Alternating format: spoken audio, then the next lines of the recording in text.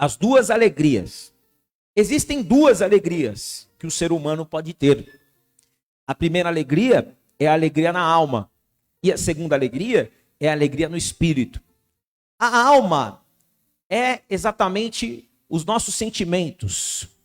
A alma é a nossa mente, o nosso intelecto, aquilo que a gente pode ver. Então, às vezes, eu não sei se você já viu o termo, nossa, eu enxerguei aquilo com a alma. Eu enxerguei aquilo com a alma, ou senão eu vi a alma daquela pessoa naquilo que ela fez, né? Ou seja, ela fez com toda a vontade. E é exatamente a alma onde a gente armazena as nossas vontades, os nossos desejos, os nossos sonhos. Na alma que a gente separa o que é bom e o que é ruim. Então aí a gente, na verdade, aprendeu na nossa alma que aquilo que é bom aos nossos olhos humanos é o que nos traz alegria. E aquilo que é ruim aos nossos olhos humanos nos traz tristeza.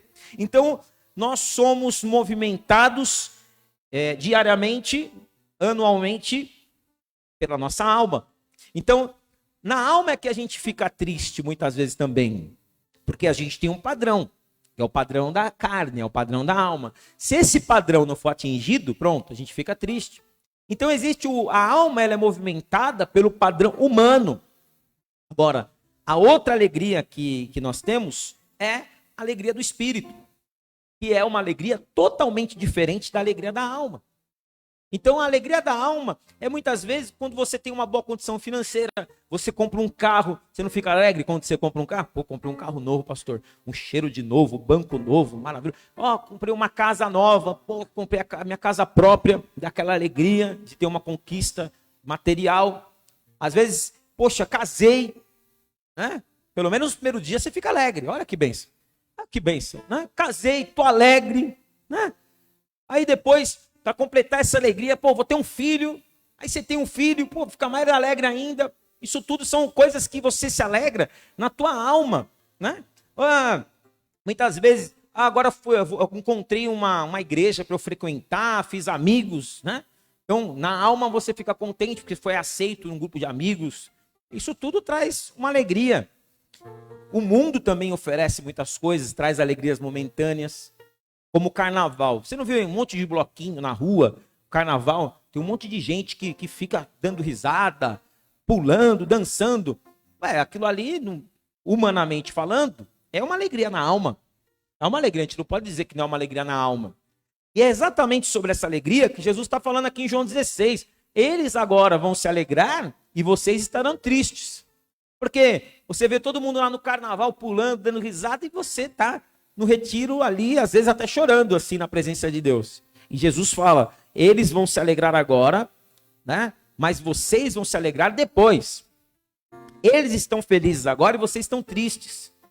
Porém, quando eu vos der a alegria que eu tenho para vos dar, então aí ninguém vai poder tirar.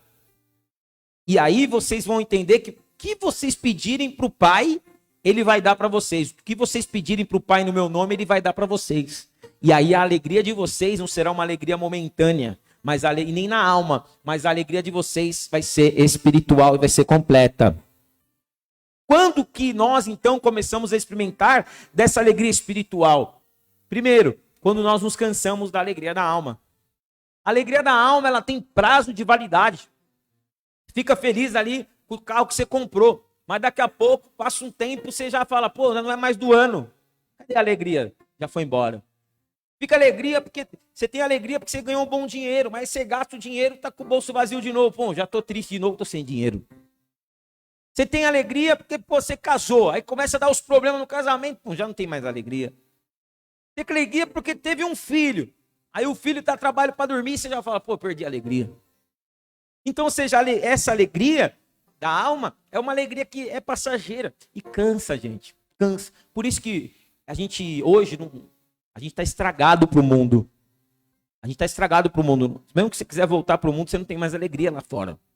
Por que você não tem mais alegria lá fora? Porque você já provou de muitas alegrias. E essas alegrias que o mundo oferece é muito passageira. Por isso que tem gente que bebe para ter um pouco de alegria. Mas quando passa o efeito da bebida, a pessoa entra na depressão, vem a ressaca, a pessoa fica mal, vem a tristeza, tenta beber para esquecer os problemas, entendeu? Para ter um pouco de alegria. Só que essa alegria é momentânea, ela é passageira. Aí quando você cansa dessa alegria, aí então você começa a entender que isso não é alegria coisa nenhuma. Isso é euforia que passa. A alegria verdadeira está em Jesus.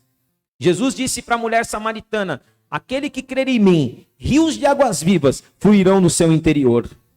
E eu sei que se você crer em Jesus, ainda que você esteja triste agora, rios de águas vivas fluirão dentro do teu interior.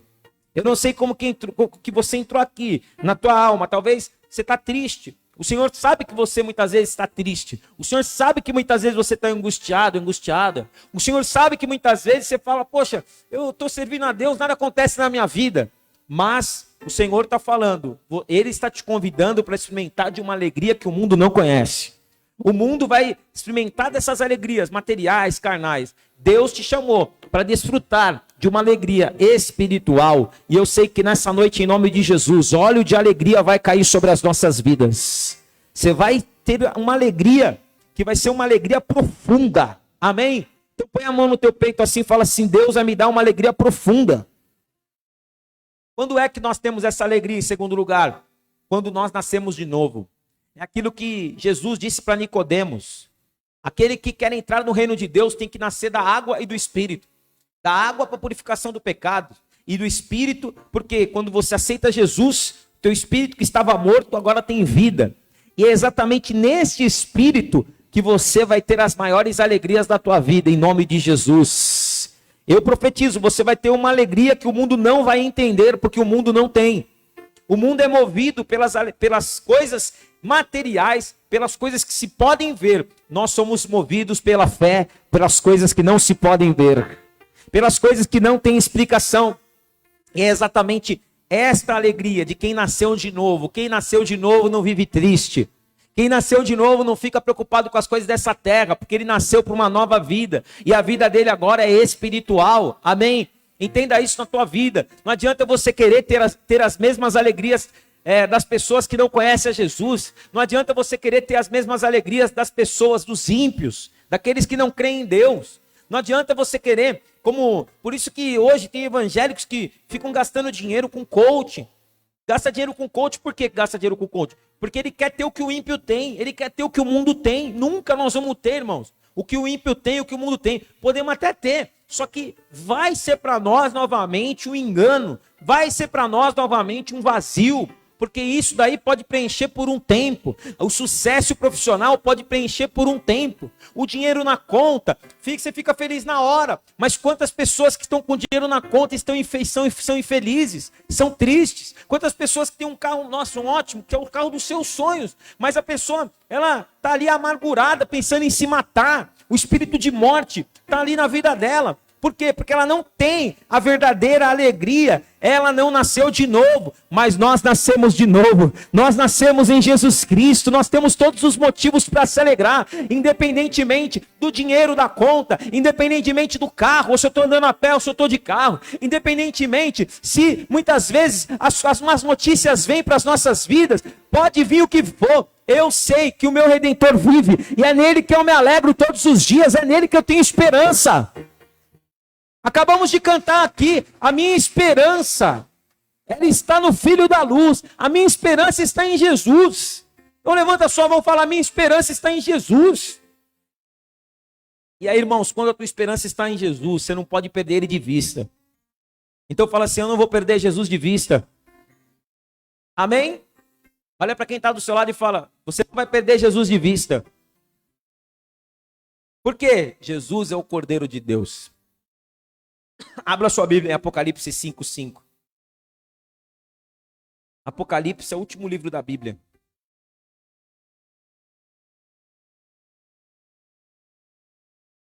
Apocalipse 5, versículo 5.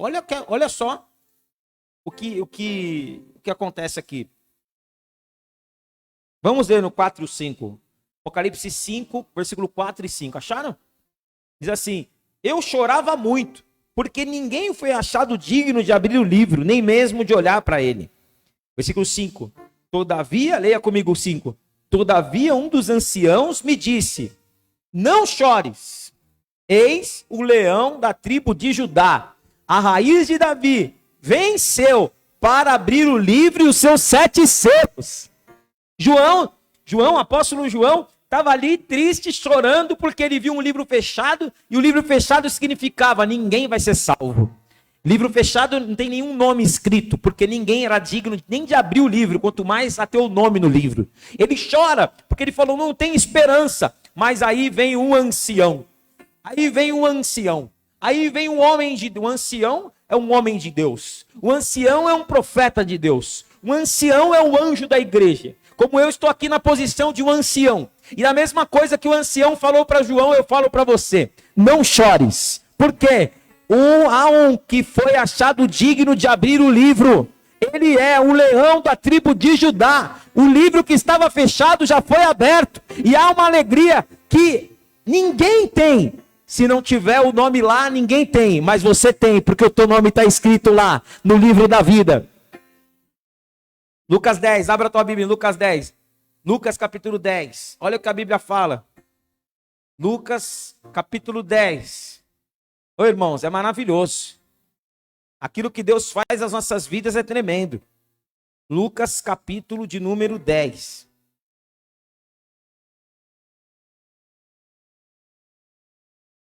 Lucas capítulo 10, versículo 17.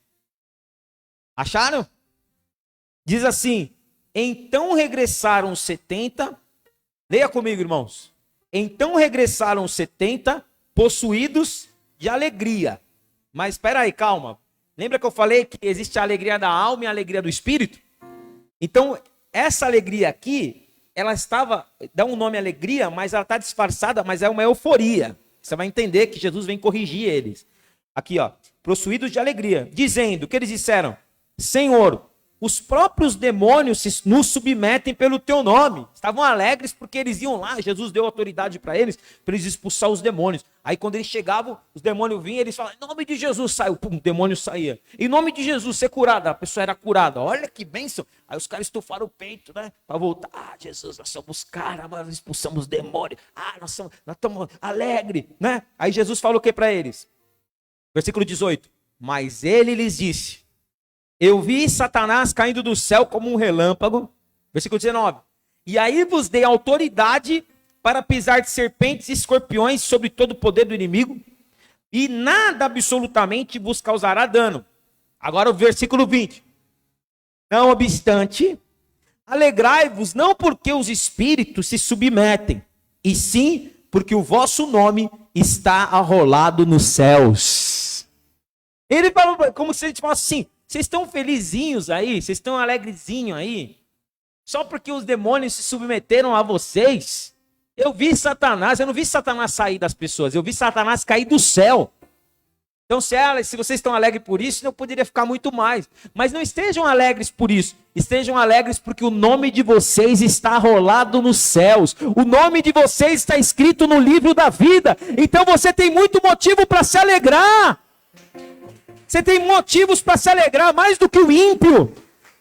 O teu nome, fala assim: o meu nome está escrito no livro da vida. Amém? Então, ou seja, você não precisa, em quarto e último lugar, para ter alegria, você não precisa ter medo de nada. Amém? Porque o diabo tira a alegria trazendo o quê? Má notícia. O diabo tira a alegria trazendo o medo do futuro. O que será de mim?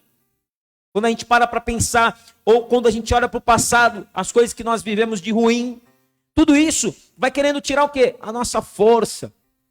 A economia está ruim.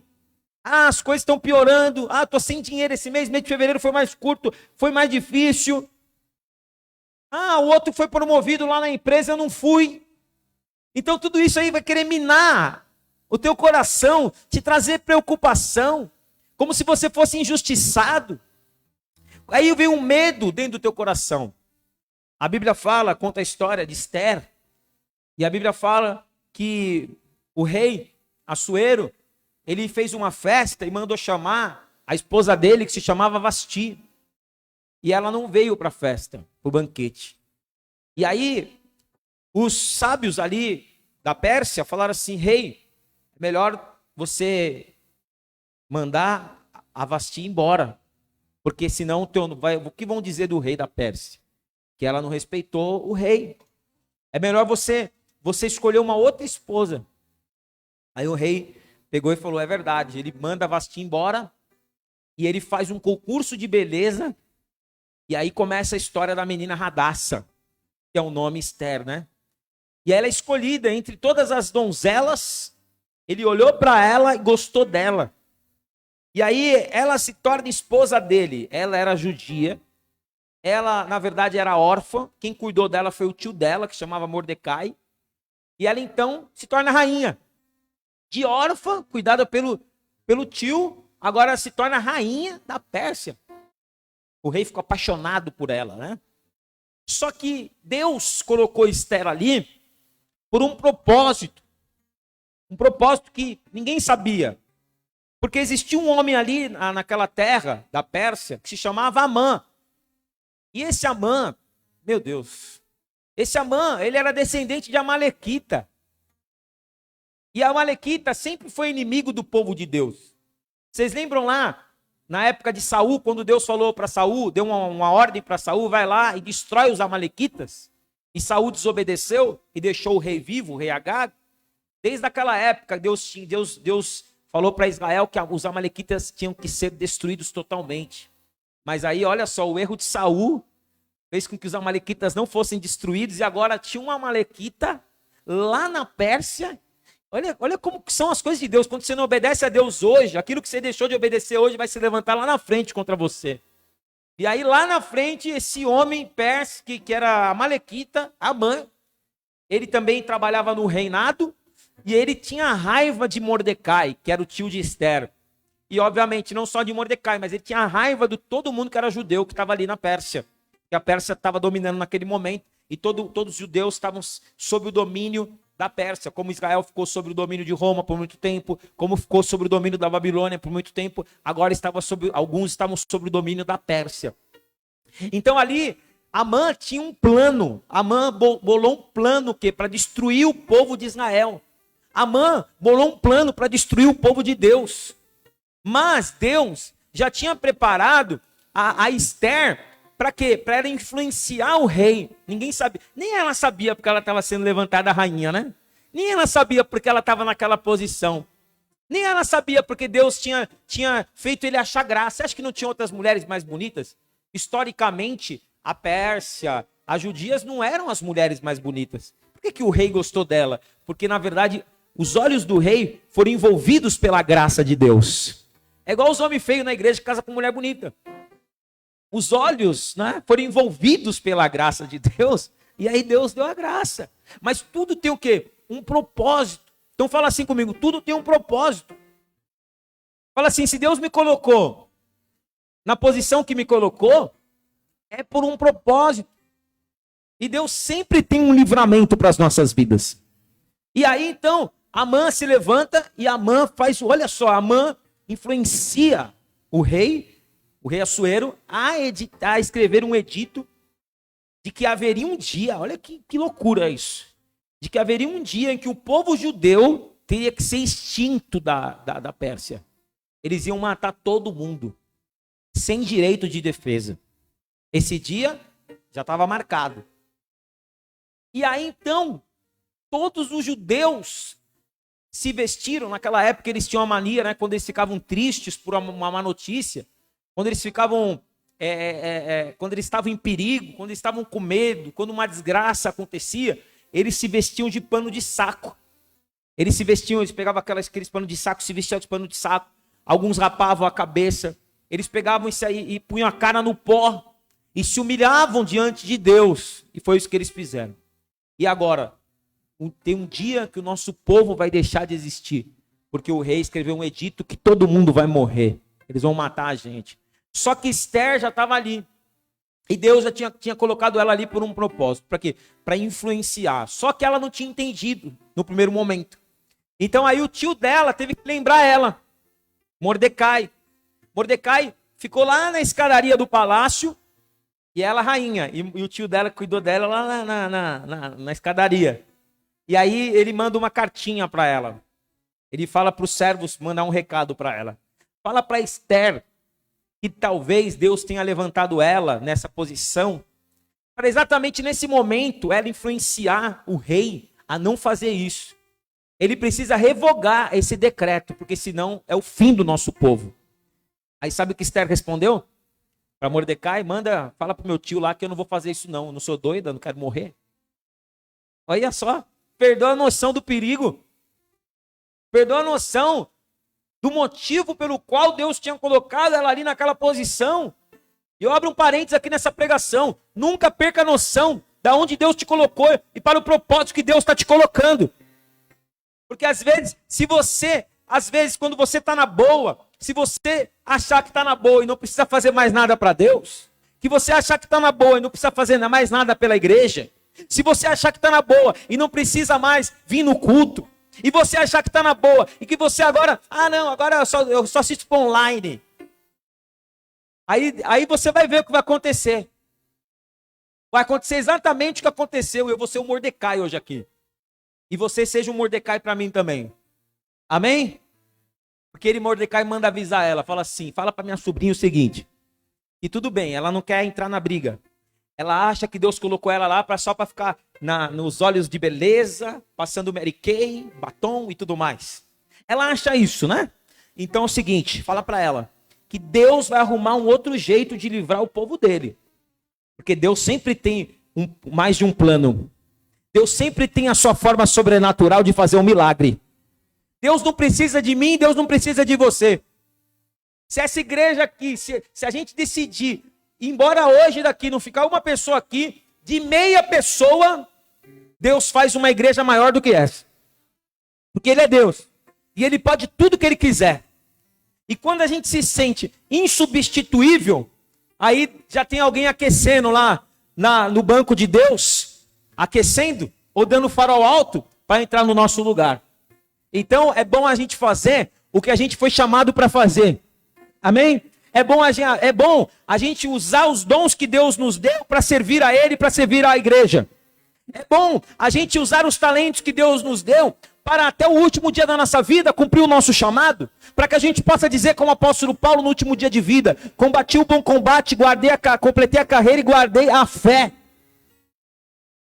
Porque se nesse momento a gente oscilar, se nesse momento a gente quiser se alegrar junto com o mundo, se nesse momento a gente falar, não, eu cansei de ficar na igreja, nada acontece, então aí a gente está abrindo mão daquilo que Deus nos chamou para fazer, só que a gente também vai deixar de viver a honra que Deus reservou.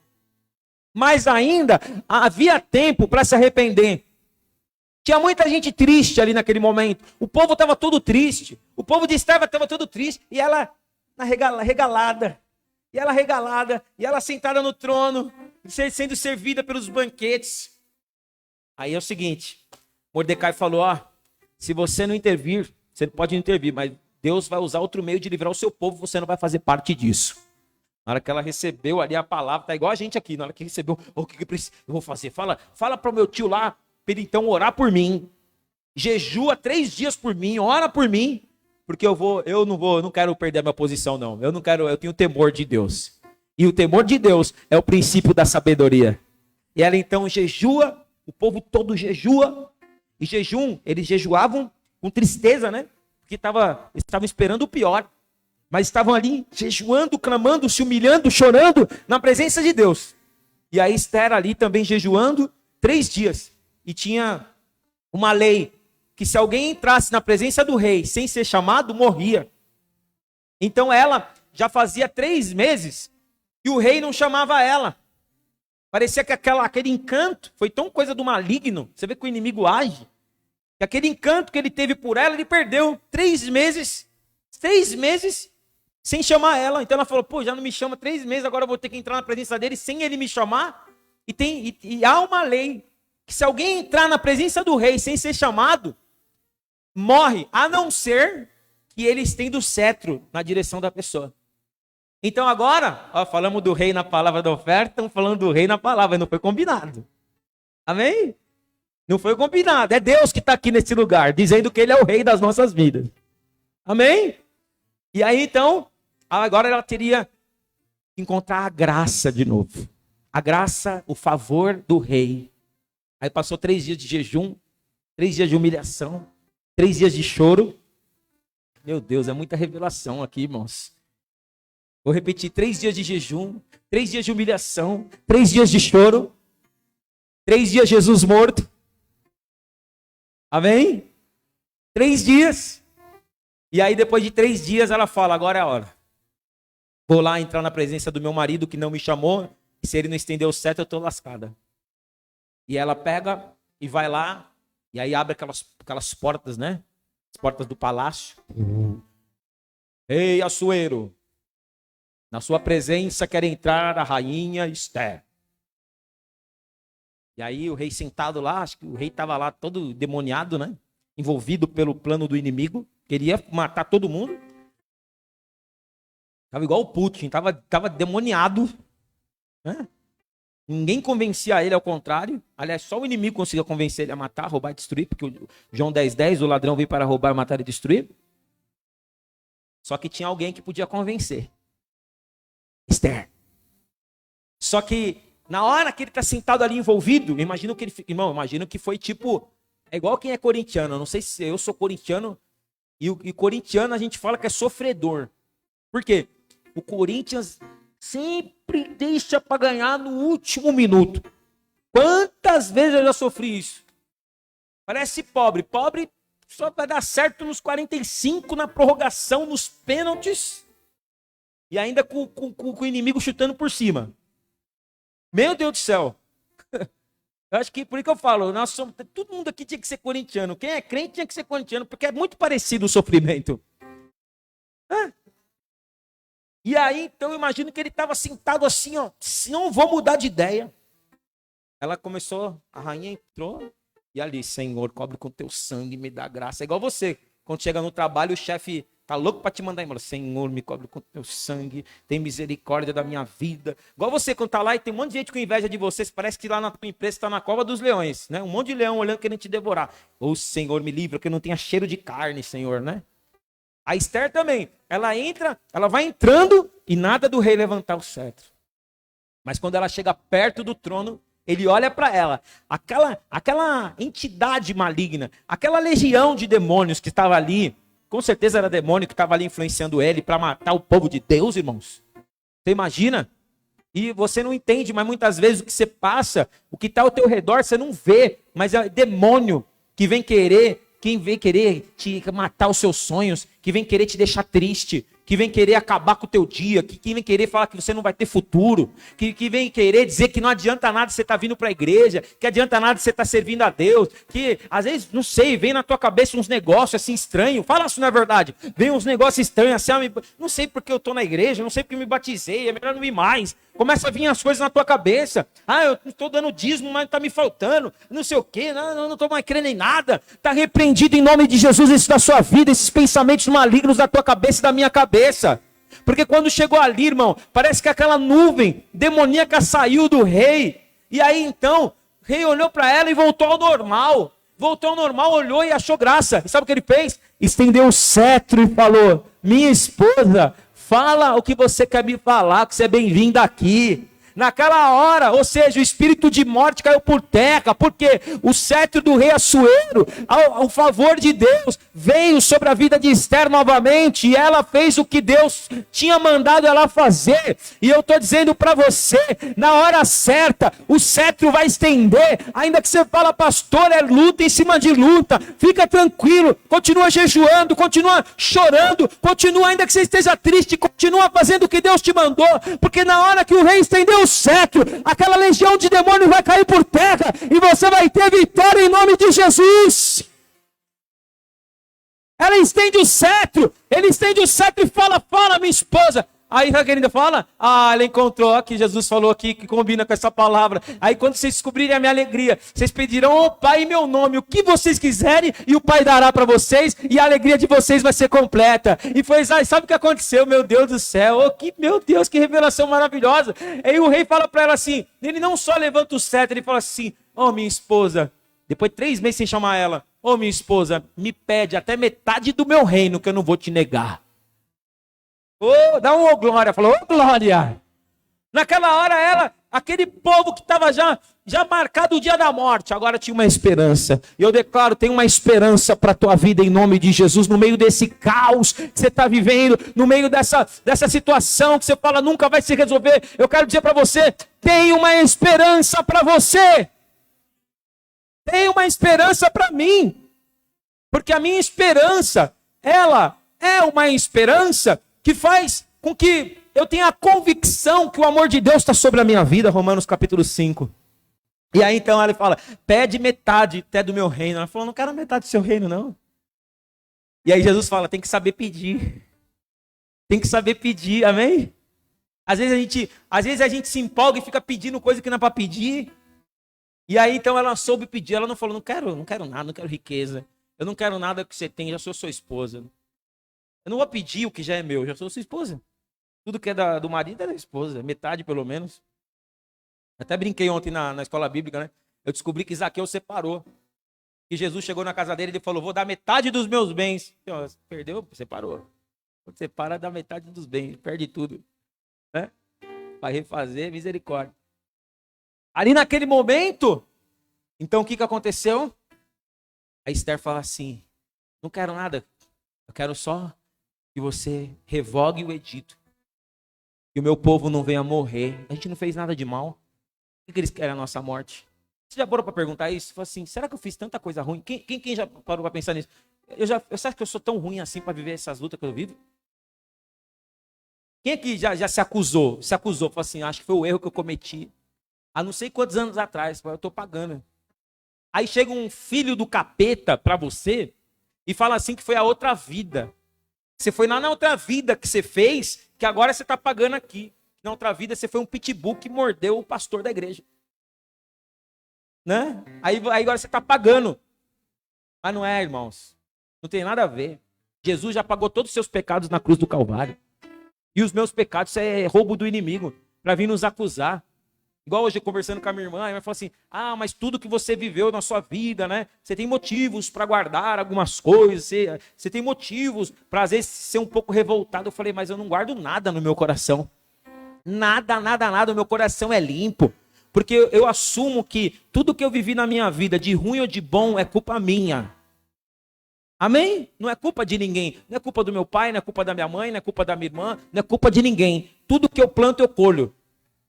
Então, aquilo que eu estou vivendo é resultado do que eu semeei. Se é bom, glória a Deus. Se é ruim, conviva com aquilo que semeou. A gente escolhe o que semeia, mas a gente escolhe o que semeia, mas a gente não escolhe o que colhe. A gente colhe exatamente o que a gente planta. E aí, então, naquele momento, ela fala, por favor, revogue. Não podia revogar, sabia? Não podia revogar. Se revogasse a lei, o rei tinha que sair dali, não ia ser mais rei. Mas ele podia fazer um adendo. Ele podia fazer um adendo. Eu sabe o que eu costumo dizer? A regra de Deus é para nós, mas não é para Deus. A regra de Deus é para nós, mas não é para Deus. Se Deus tiver que mudar uma lei para te abençoar, ele muda. Se Deus que tiver que tirar alguém lá de cima para te promover, ele tira. Se Deus tiver que mudar as pessoas para cumprir promessas na sua vida, ele vai fazer. Deus levanta reis, mas também os faz cair. Amém? E a palavra fala então que ele falou, não posso revogar, mas eu vou fazer um adendo. Sabe qual foi o adendo que ele fez? No dia 14, se eu não me engano, 14 do mês de Adar, que até hoje eles comemoram.